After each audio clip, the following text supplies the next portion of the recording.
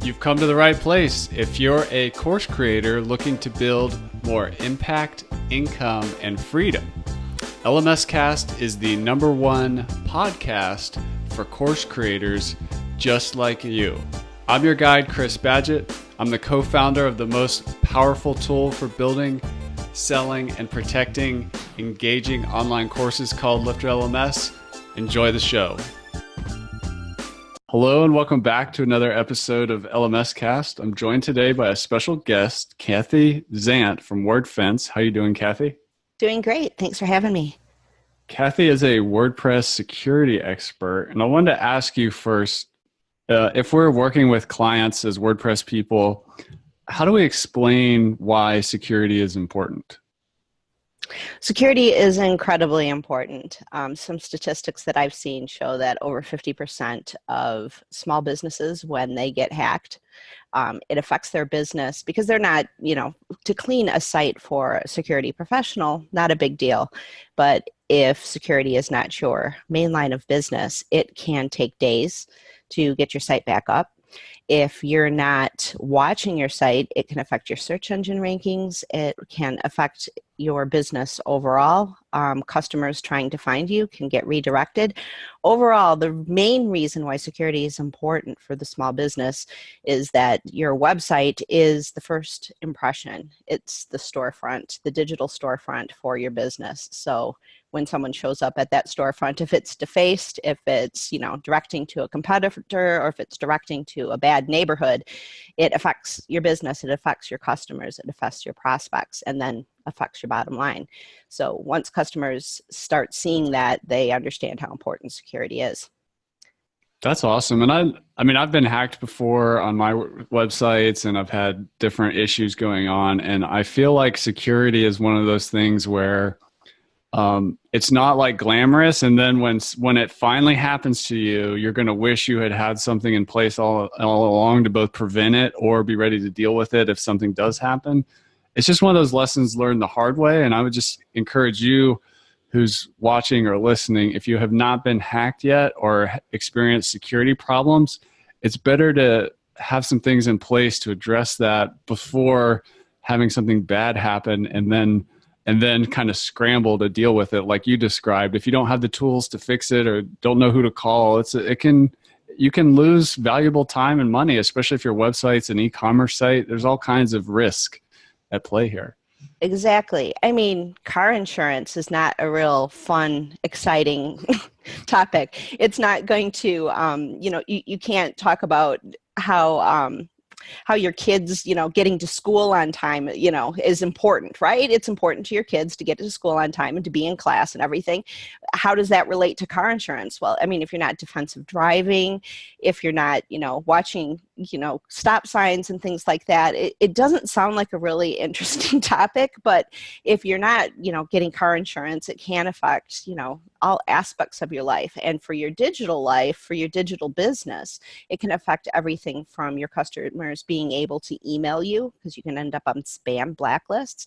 It can affect your customers being able to, refer business to you. It affects so many different parameters of your business. It's not just, somebody coming to your website. If you're running ad traffic, for example, you're running an ad campaign on Facebook or any other social media, and you're sending traffic to your digital storefront, and then that's going someplace else, it can really ruin your business and cost a lot of money.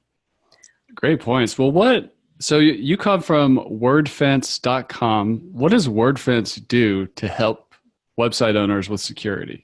Yes. Well, we are solely in the WordPress world. Wordfence is a plugin. It's freely available on the repository. We have over 2 million installs around the world. It does have a premium aspects that you can unlock, and that premium key is $99 a year, and there's discounts for larger numbers of keys if you wanted to purchase them. It's primarily a firewall. That's how it's going to protect your site. But so it also explain that. Sure. What is a firewall for the non-techie? Okay, well, the firewall is looking at the traffic that's coming into your website and analyzing it based on a number of parameters. It's looking for markers of malicious activity. So some malicious activity might be a SQL injection, and SQL is a database statement, and a SQL injection appends some directives onto that normal SQL statement to do malicious activity, to get into your database, to basically break in to your site. So it will look for things like that, cross-site scripting, other types of malicious activity. The premium feature has a really cool thing. This is how we keep the lights on, is the real-time blacklist. Because we're installed on so many websites, WordPress websites, if we see a malicious IP address or malicious traffic coming from an IP address, say in Algeria, and it's attacking a site in Germany, for example, and you have premium on your site and your site's hosted at GoDaddy, just because we see that malicious traffic coming from that IP address, we block all of our premium customers that IP address for them. So it's looking at the types of traffic, and then premium's actually blocking IP addresses that we know are malicious. And that's a rolling blacklist. You don't have to go like blocking that IP forever. It just, we see that activity and it gets blocked. So that's very cool. That's like a network effect where it gets more valuable the bigger you guys get, and just more relevant, more data coming in to you know, where is all the bad stuff coming from? Exactly. Tell us more about what you were saying at the that's included in the free level, the free firewall. What is it doing exactly? It's looking at the malicious activity. So if that, you know, our mythical creature in Algeria, which is probably a bot, right? Yeah. Because WordPress is installed on so many sites, it's the biggest traffic. So bots are just constantly attacking WordPress, looking for any kind of vulnerability. It's looking for, like, for example, that SQL injection to see if it will work. It's looking for outdated plugins and known vulnerabilities that exist. And it just keeps poking until it finds a weakness.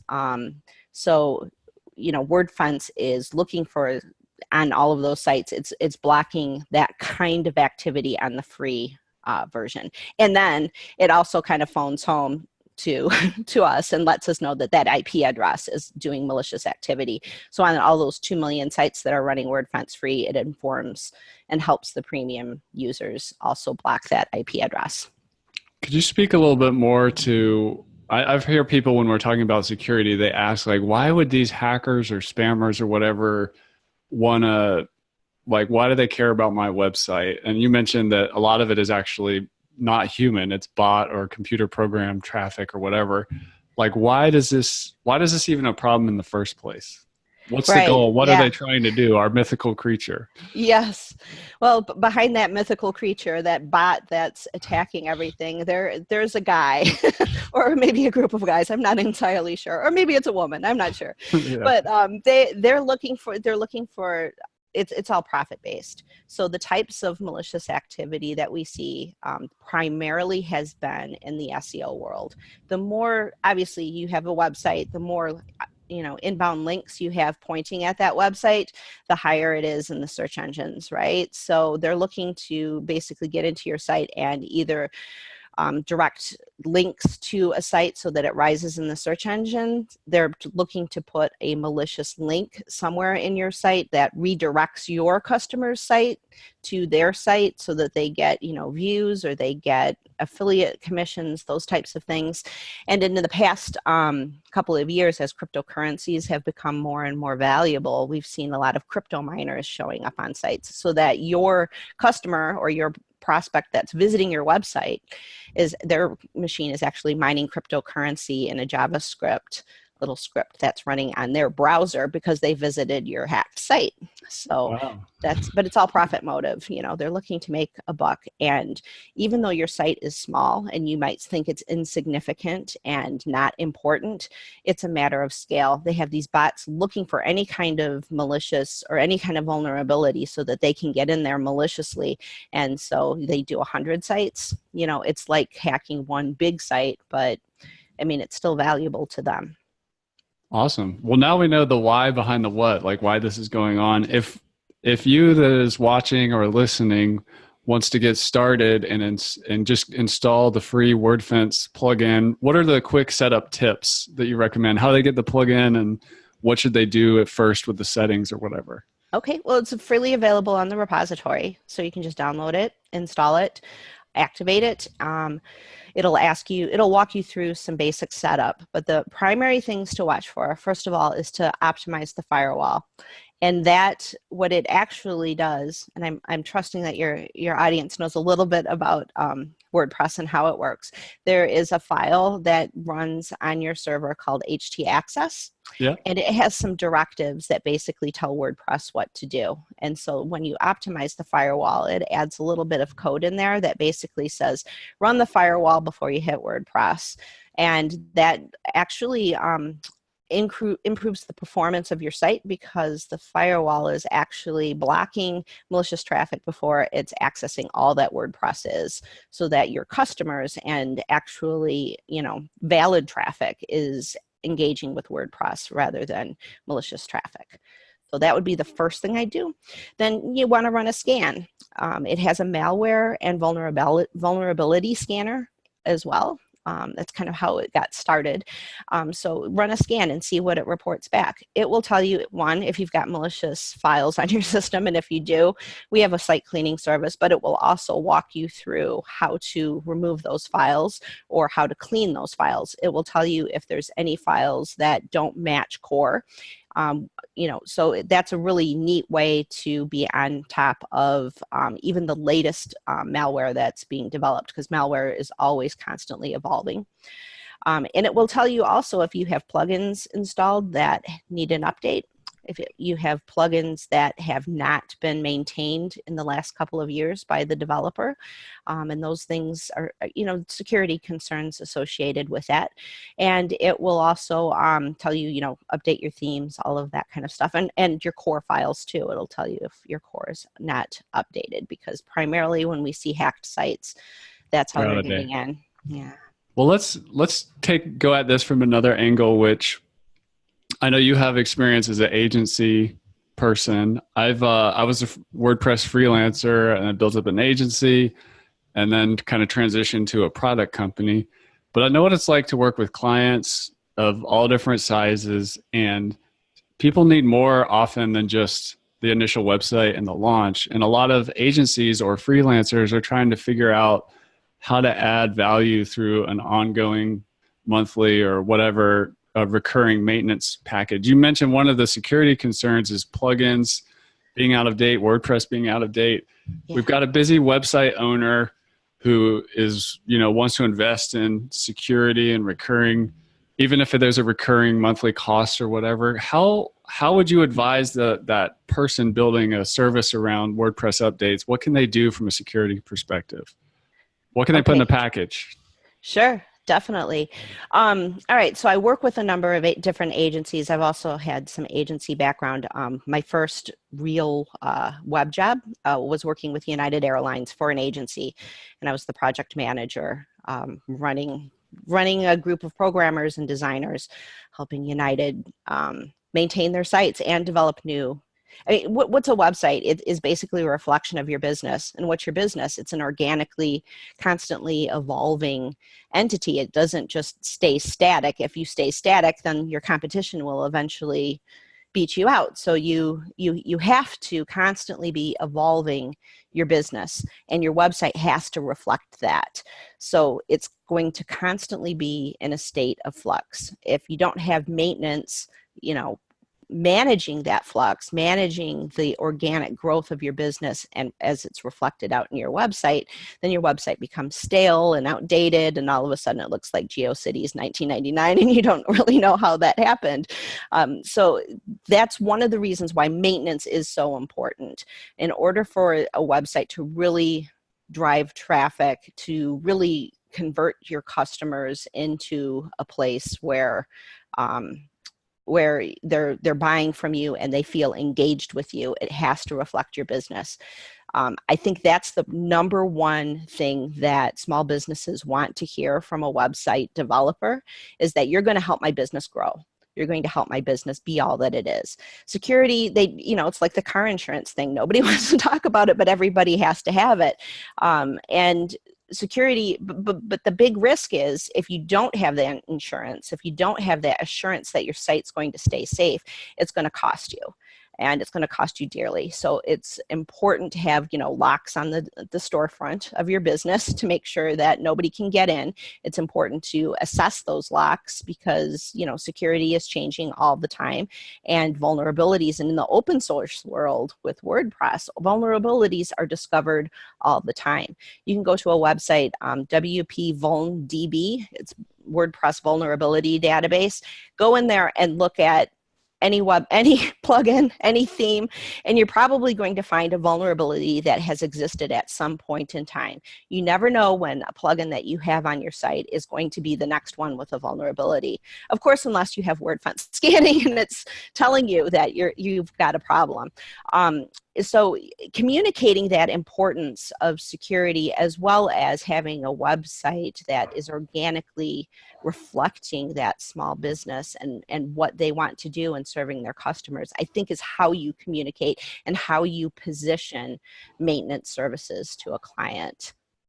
That is awesome. That is very valuable for those looking to build a ongoing value. Because what people want, I find it is in the agency world anyways, is they don't just want a website, they want a technology partner who has their best interests at heart. And they need that person to advise, recommend, be built on solid processes and best practices. It's not just, it doesn't have to be just a website. Exactly. And what is a small business doing? They're growing their business, they're connecting with their customers, they're making sales, and they're serving their customer, which may or may not relate to the website. They don't want to have to know about, what SQL injection vulnerability exists. But as a website developer, if you're using the tools that are available to you, you know about that. All of a sudden now you're the expert and you develop.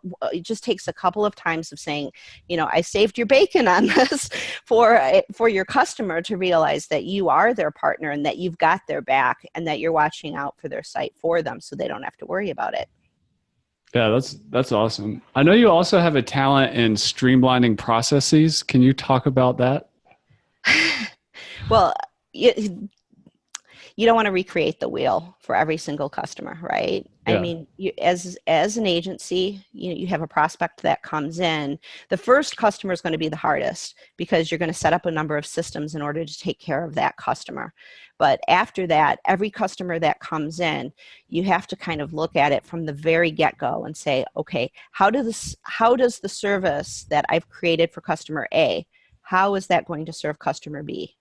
And you then create processes where you are actually taking one process for one customer and replicating that, because it's just kind of like what the bot guy is doing. It's order of scale. So you have one customer. You don't try to be everything to that customer. But if you can develop some systems so that it is applicable across all sites. It's why so many agencies just standardize on WordPress and aren't going to like Joomla or Drupal, even though they may have a customer that, is best served by what Drupal has to offer. You're the WordPress person, and you're standardizing on that, and you're standardizing on, Wordfence as your security tool, and you're standardizing on this theme because you know it inside and out, backwards and forwards, and you have your package of what you bring to the table. And when you do that, then every time you have a new customer, it just becomes easier and easier. So basically you just have to, but you have to do that at the start. Just like selling services or selling maintenance. It's not something that if you have a customer that you developed a website for 2 years ago and, they're not maintaining it, it's really hard to convince them that they need maintenance unless you can tie it to their business growth. They maybe haven't been hacked. They don't see the need for any of this stuff. They don't see, well, we've gone this far without car insurance. What do we need it for now?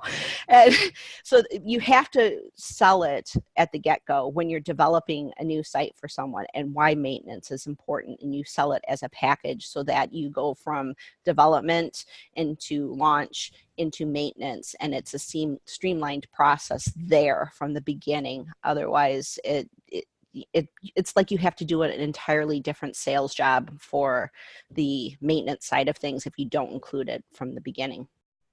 Words of wisdom there. I wish I had heard that advice a long time ago. I remember this was a long time ago, I think 2010 or so. I had a bunch of clients, and there was like some article was going viral about some botnet, and all of a sudden everybody with a WordPress website was really concerned with security or getting hacked and everything. And Yeah. I was able to, suggest some work to my clients that, hey, we should probably do this. So I was not doing it like you said. I had to go through another sales cycle and present this thing and then optimize the security. And that's how I first started learning about WordPress security and what was going on. But if I had known what you were just talking about really building that into the design from the start, that it would have been easier and even more recurring revenue or whatever. Right. Right. And recurring revenue for an agency is so important, because what you end up doing is you sell this ball of development, right? And so you go through a sales process, you sell it, and it's like, oh wow, now I've got to get it done, right? And then your focus turns towards getting it done, and you're not selling, the next customer. So then your income and your cash flow starts getting really peaks and valleys. And if you have maintenance and you've got a streamlined process to deal with that maintenance so that it's easy for you, that just like cleaning hack sites is super easy for me because I've done it so many times. I know, when I get in there, I've done it so many times, it's easy. You get your maintenance to that place where it's just easy to do, but you're charging enough that it's going to stabilize your income. Then you can have more fun. I never liked doing maintenance. That was like the most boring. I didn't want to even sell it because it's like, oh, this is the most boring thing ever. I wanted to build like the latest and greatest, newest thing. I wanted to try out all the new CSS tricks and all the fun stuff, right? Maintenance sounds so boring, and it is so boring, but if you can streamline it, it's like doing accounting, it's like, oh my gosh, taxes are due. I've got this mountain of receipts that I have to go through. Or are you doing it every single day and you've got a process down where you're like filing away everything where it's supposed to be? And so like when you finally get to the point where you have to do taxes, all the numbers are right there and you just copy it where it needs to go. If you do a little at a time, it makes it a lot easier rather than trying to like do this giant thing. Wow, that is really solid there. I wanted to ask you, here's a surprise bonus round question. So one of the things in the online course, the training-based membership site industry, one of the reasons some people either just start with a WordPress LMS or make the move from a hosted platform is there's a lot of reasons they make that move. They want, unlimited extendability, design, branding freedom, functionality freedom. They want to own the website. They don't want somebody else who has their hand in the revenue stream, and they just want to have the control of the ownership and everything. But with all those benefits, you do have more technical responsibility. Yeah. Okay, now it's your website. You're not just paying monthly for access to basically somebody else's website. And one of the concerns there is some people say, well, WordPress isn't secure. But the reality, can you speak to that? Like, is WordPress any more or less secure than any other thing on the internet? Or just in general, where does WordPress sit in terms of security with the greater web as a whole, whether that's email accounts or Facebook or whatever else people are using all the time? Yeah. Our answer to is WordPress secure is yes, WordPress is a secure platform, but my joke is WordPress is awesome because it lets anybody publish online. Oh my God, WordPress is horrible. It lets everyone publish online, right? Yeah. So you've got, it's a double-edged sword. It has the ability to, and I love that about about WordPress, is that it gives that I started blogging back when like it was movable type and you had to like FTP this monstrosity up, and it was really huge. And when WordPress came along, and it was fast and it was easy, and it made getting online very simple. But once it's in your hands, it is your site, right? It's your responsibility. It's your responsibility to look at the plugins that you're putting on your site. It's your responsibility to keep everything updated. And the great thing about what Wordfence does is that it gives all that knowledge and the tools necessary to make good security decisions into the palms of the hands of the people who need it most. And that's, the site owner, the person who's like, wow, I've got a website. Isn't this great? And, is on version, 3.9 or something, and they're just not maintaining it.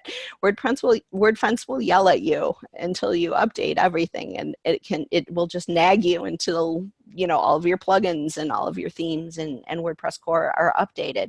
But if you're not basically WordPress is secure. But if you're not making good security decisions and are using bad passwords or, sharing passwords, or I was at a meetup once actually, and I was helping a woman with her WordPress install, and she gives me her password and she's like, oh, it's the password I use for everything. Like, please don't tell me this. Yeah. I don't want to know your password for everything. So WordPress is secure. For this lady, unfortunately, it's not, because she's really just telling people her password, but then, also her bank account probably isn't secure either. So that's it. That's good stuff. What are just some general security best practices that people should just be mindful of? Like, I don't know, like strong passwords maybe, or or unique passwords, like in the example you just described. Yeah. What else? What are some good security best practices just for anybody running an online business where you've got a WordPress website involved? Sure. There are some general principles that my brain is spinning right now because they're so simple, yeah.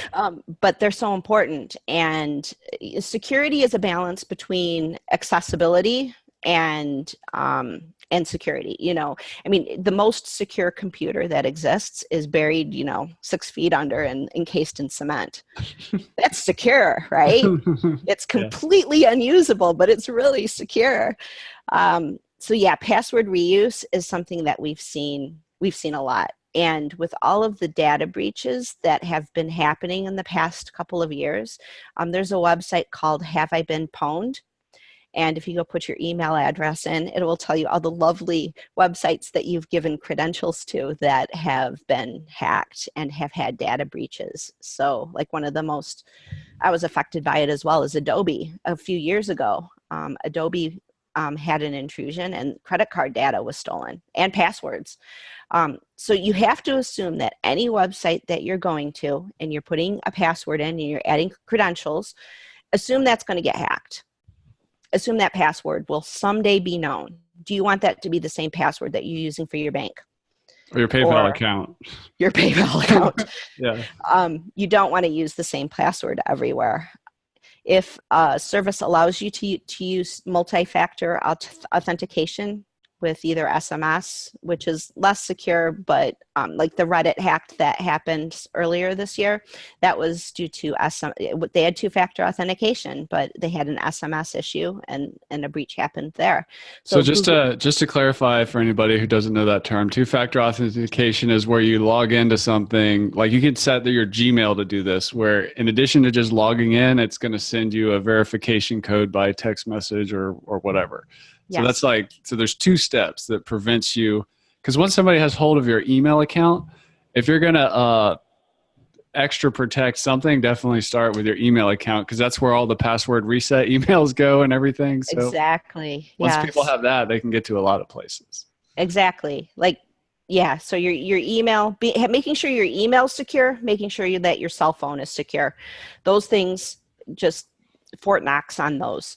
But yeah, you definitely want to have, and everything else, two-factor authentication, because if your password ends up in a breach, it just gives you that extra layer of security. They can have your password, but if they don't have the multi-factor authentication algorithm going on. And there's password managers like 1Password that have the two-factor thing. It's a little complex to set it up, but you can set it up in the 1Password application so that you're not using your cell phone or needing Google Authenticator.